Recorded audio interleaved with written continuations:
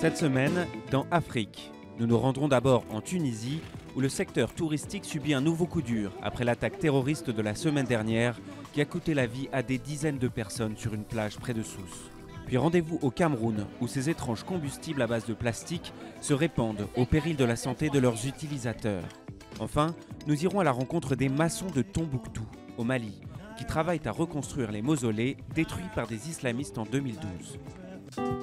Mais d'abord, les titres de l'actualité. Semaine de violence au Nigeria. Le groupe d'insurgés islamistes Boko Haram a tué près de 150 personnes près de la frontière avec le Tchad. C'est l'attaque la plus meurtrière depuis l'arrivée au pouvoir du président Muhammad Buhari en mai, qui a juré de mettre fin à cette insurrection. Le Burundi attend le résultat des élections alors que les violences continuent. Au moins 6 civils sont morts mercredi à Bujumbura, la capitale. Le président Pierre Nkurunziza, dont la légalité du troisième mandat est contestée, se flattait pourtant d'une mobilisation massive aux élections. L'opposition dénonce une parodie d'élections. Des soldats français sont soupçonnés d'attouchement sur des fillettes au Burkina Faso. Les 2 suspects ont été renvoyés en France et sont en garde à vue. Au même moment, François Hollande entamait sa tournée africaine au Bénin. Aucun chef d'État français ne s'y était rendu depuis la visite de François Mitterrand en 1983. Le président français poursuit sa tournée en Angola, puis au Cameroun. Au Libéria, le virus Ebola est de retour. Le pays se croyait débarrassé de l'épidémie depuis le mois de mai, mais au moins 2 nouveaux cas ont fait leur apparition. Des mesures d'hygiène ont été rétablies. Alors que de nombreux pays organisent de grandes parades pour fêter la Gay Pride, au Mozambique, l'un des pays les plus tolérants d'Afrique, l'homosexualité vient d'être dépénalisée avec plus de discrétion.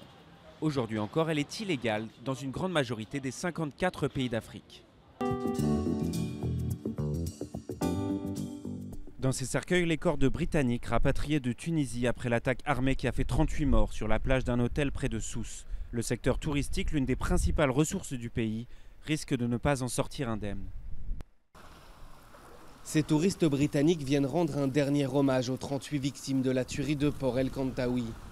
Une attaque semblable à celle du musée du Bardo en mars dernier à Tunis et qui porte un nouveau coup au secteur touristique du pays. Pour la ministre du Tourisme, cette dernière attaque pourrait coûter près d'un demi-milliard d'euros à l'économie. Il faut prendre des décisions, sinon il va y avoir des problèmes sociaux dans le pays. Il y aura des problèmes pour les établissements économiques. Le tourisme tunisien est là depuis 60 ans. Si ce secteur s'écroule et qu'il n'est pas soutenu, c'est toute l'économie qui s'écroule. Le tourisme n'a jamais retrouvé ses niveaux d'avant la révolution de 2011 qui a renversé la dictature de Ben Ali. Et dans la Médina de Tunis, les visiteurs occidentaux se font plus rares. Ces échoppes tiraient une bonne partie de leurs revenus des vagues de touristes débarqués pour la journée des croisières organisées. Mais Houssine assure ne pas avoir perdu d'argent. Depuis 4 ans, il a surtout profité de la stabilité du tourisme régional. Depuis 3 ou 4 ans, depuis la Révolution, nous travaillons plus avec les Arabes qu'avec les touristes occidentaux.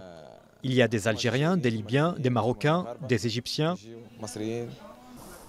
Lundi, le syndicat français des agences de voyage a annoncé que 80% des réservations avaient été annulées pour le mois de juillet. Pour l'économiste Jean-Luc Bernasconi, c'est l'occasion d'investir dans d'autres secteurs de l'économie tunisienne, comme l'industrie mécanique ou les nouvelles technologies. L'urgence du point de vue économique est également de renforcer ou de promouvoir l'investissement dans les secteurs autres que le tourisme, parce que la Tunisie est une économie diversifiée. Je disais tout à l'heure que le tourisme représente 7 à 8% du PIB. Ça veut dire que plus de 90% du PIB est représenté par d'autres secteurs.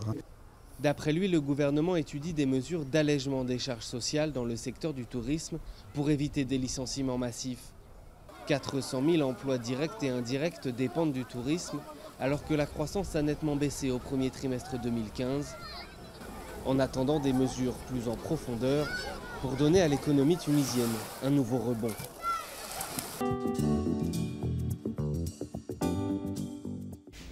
Plus besoin de pétrole pour allumer son feu de bois. Alvin a choisi d'utiliser des déchets en plastique. Au Cameroun, ces déchets s'appellent Allumé. Ils sortent tout droit des usines de fabrication de chaussures en plastique. Le pétrole, c'est 500 francs le litre par rapport au allumé qui est 25 francs. Et le allumé, on le trouve partout, dans tous les coins du marché. Ces déchets inondent les marchés de Douala et coûtent 5 fois moins cher que le pétrole. Ces jeunes vacanciers ont trouvé un filon, vendre du allumé. Je suis venu à vacances, ça fait déjà 2 semaines comme je suis venu. Je suis venu pour vendre le allumé et je vends par jour au moins même 2 sacs d'allumé et j'ai au moins la journée 1500, 2000. Mais l'utilisation de ce combustible n'est pas sans danger pour la santé, surtout dans les espaces clos. Lorsque la combustion est très lente, cette combustion génère du CO, du monoxyde de carbone, qui est un gaz inodore déjà, trop léger, qui peut se fixer au niveau de l'hémoglobine, là où l'oxygène devait se fixer. Et si vous êtes dans un espace confiné, vous pouvez mourir asphyxié. L'incinération des déchets plastiques est interdite au Cameroun, mais certaines entreprises les brûlent en toute illégalité. Des missions d'inspection sont organisées, comme dans cette usine de chaussures chinoises, peu soucieuse de l'environnement.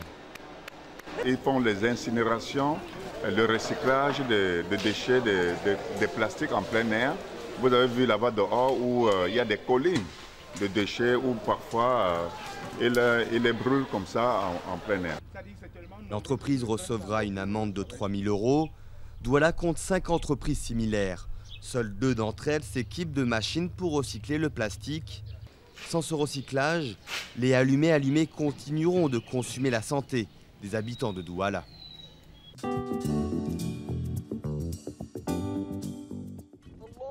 À Tombouctou, la destruction délibérée au nom de la lutte contre l'idolâtrie de 14 mausolées par les djihadistes occupant la ville en 2012 est encore dans toutes les mémoires.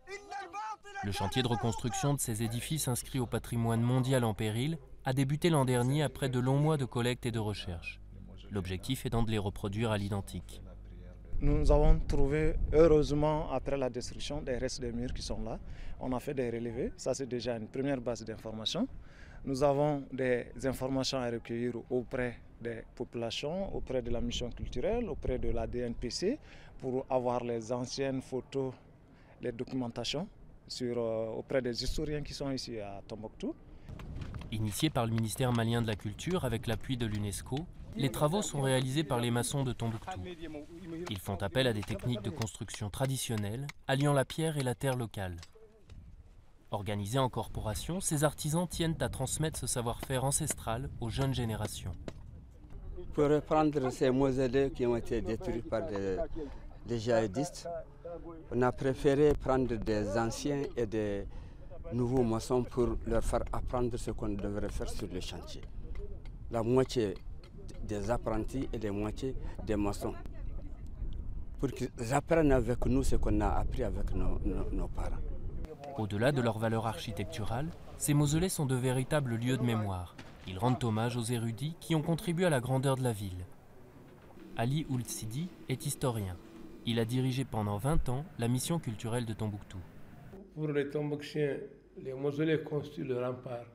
Psychologiquement, c'est le système de protection de la ville. Évidemment, la structure bâtie qui est là, c'est un savoir-faire aussi, c'est un style de construction, c'est le génie du maçon. Mais à côté de cela, il y a aussi l'homme qu'on appelle le saint qui est couché là. Cela veut dire que pour nous, ce saint a joué un rôle important dans le développement historique de Tombouctou. Avec la destruction des mausolées, c'est un pan de la culture malienne qui a été détruit. Aujourd'hui, la réhabilitation des biens culturels de Tombouctou, qui devrait durer 4 ans et mobiliser 11 millions de $, est, pour reprendre les mots du représentant de l'UNESCO au Mali, une façon de rendre aux Tombouctiens des éléments clés de leur mémoire et de leur identité collective.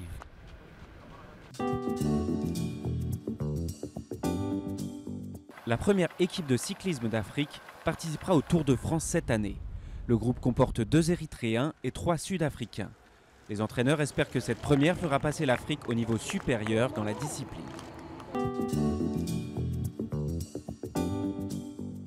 La semaine prochaine, nous irons en Somalie où l'apparition de cartes bancaires vient changer la vie des habitants. Puis nous rencontrerons les chasseurs professionnels sud-africains qui assurent que leur pratique est nécessaire à la survie des espèces sauvages.